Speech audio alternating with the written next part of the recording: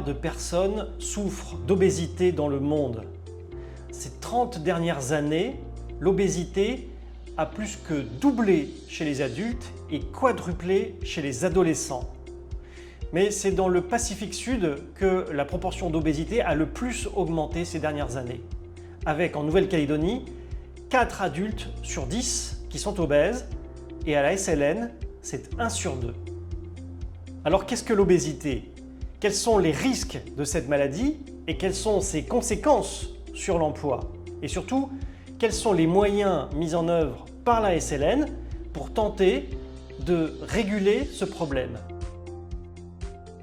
Alors l'obésité, c'est un excès de masse grasse. Et on le détermine grâce au poids et à la taille par le calcul de l'indice de masse corporelle.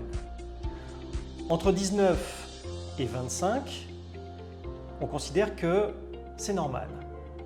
De 25 à 30, on parle de surpoids.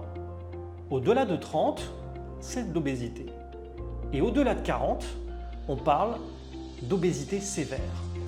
Alors les causes les plus fréquentes de l'obésité sont des antécédents familiaux d'obésité, mais également un régime alimentaire déséquilibré, une activité physique insuffisante, mais aussi, et cela peu de personnes le savent, la dette chronique de sommeil, le manque de sommeil, contribue également à la prise de poids.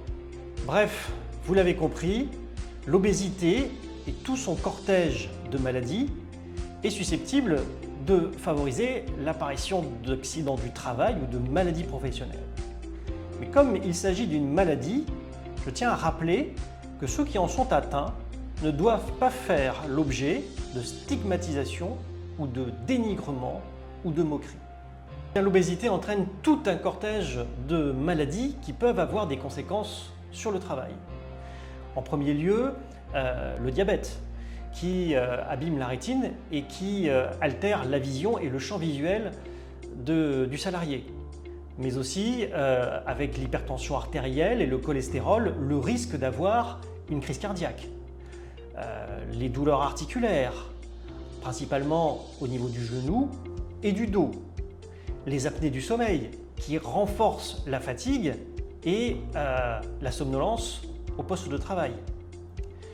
Les problèmes cutanés du fait de la macération dans les plis et l'excès de sudation. Et enfin, d'autres troubles métaboliques comme la goutte par exemple. Mais peu de personnes savent que l'obésité peut favoriser l'apparition de cancers. Et selon l'OMS, il pourrait même devancer le tabac comme principale cause de cancer. Lorsque l'emploi est menacé par des restrictions liées à l'obésité ou lorsqu'il existe un risque d'inaptitude définitive, le département santé de la SLN fait appel au Centre de soins de suite et de réadaptation, le CSSR. Les salariés qui acceptent le programme du CSSR passent 4 semaines en hospitalisation avec une prise en charge pluridisciplinaire comprenant des médecins, des infirmiers, des diététiciens, des psychologues, des kinésithérapeutes, des coachs sportifs et sont ensuite suivis tous les trimestres pendant 2 ans pour s'assurer du maintien de cette perte de poids et de la continuité des efforts réalisés. Par semaine, ils donnent déjà le planning. Après, voilà, tu as un cours de diète, tu as un cours de sport, tu fais la piscine, après vous allez faire la marche au Wentoro. Après, vous faites des parcours d'orientation, c'est bien, quoi. Moi, j'incite les collègues à aller faire le stage. Même si ils sont pas, mais au moins pour qu'ils voient en vrai, c'est ce qu'eux ils montrent là-bas, parce que là-bas, tu as un diététicien, tu as un psychologue, tu as un coach de sportif, après tu as un médecin, tu as un infirmier qui te suit tous les jours. Grâce à ce programme et à leurs efforts, les salariés ont tous perdu entre 5 et 20 kilos, leur procurant une nouvelle autonomie dans leur emploi, leur vie de famille et leur vie sociale. Et les résultats sont là, puisque le suivi au long cours permet de montrer que 80% n'a pas repris de poids et la moitié a continué à en perdre. Le CCCR, avant d'aller au CCCR, j'avais des difficultés à monter les escaliers, difficultés dans ma vie de tous les jours pour aller à la pêche, pour marcher, pour faire des courses, pour tout faire, passer à des broussailleuses.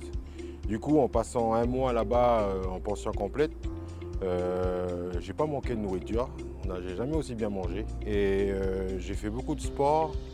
Et aujourd'hui, je monte les escaliers, je suis toujours un peu gros, mais j'ai beaucoup plus de masse musculaire et beaucoup de conditions physiques. Et du coup, tout paraît 10 fois plus facile. C'est comme si tu deviens un super-héros au bout d'un moment quand tu as pris des pouvoirs. Voilà.